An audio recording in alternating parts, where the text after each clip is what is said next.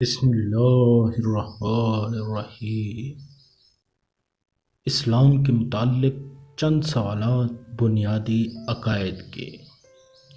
سب سے پہلا سوال ہے، عقیدہ کے لغوی معنی کیا ہے؟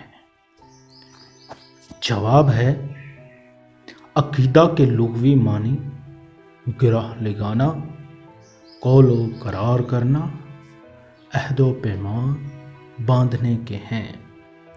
سوال نمبر ہے 2، عقیدہ کے اصطلاحی معنی کیا ہیں؟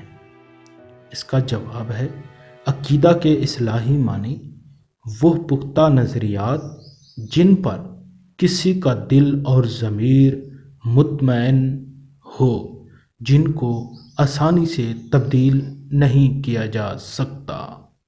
سوال نمبر ہے 3، اسلام کے بنیادی عقائد کون کون سے ہیں؟ اس کا جواب ہے، اسلام کے بنیادی عقائد اللہ پر ایمان، انبیاء پر ایمان، فرشتوں پر ایمان، آسمانی کتابوں پر ایمان، روز آخرت پر ایمان۔ سوال نمبر ہے 4، عقیدہ سے انسان میں کون سی قوت پیدا ہوتی ہے؟ اس کا جواب ہے، عقیدہ سے انسان میں وہ قوت پیدا ہوتی ہے کہ وہ اپنے نصب العین کے لیے اپنا سب کچھ قربان کرنے کے لیے تیار ہو جاتا ہے۔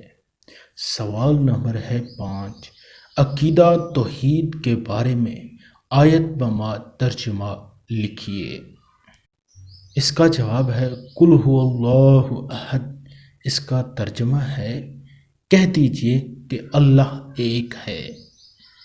مزید اس طرح کے سوالات اور جوابات کے لیے ہمارے اس چینل کا حصہ بنیں، ہمارے چینل کو سبسکرائب کریں اور ساتھ میں بیل آئیکنز کو پریس کر دیں تاکہ آپ کو ہر قسم کے سوالات و جوابات کی ویڈیو سب سے پہلے پہنچتی رہے، اور تمام اسلام کے متعلق جتنا بھی چیزیں ہیں یہاں اس چینل پر شیئر کی جائیں گی تاکہ آپ تک ہر قسم کے معلومات کی آگاہی ہو۔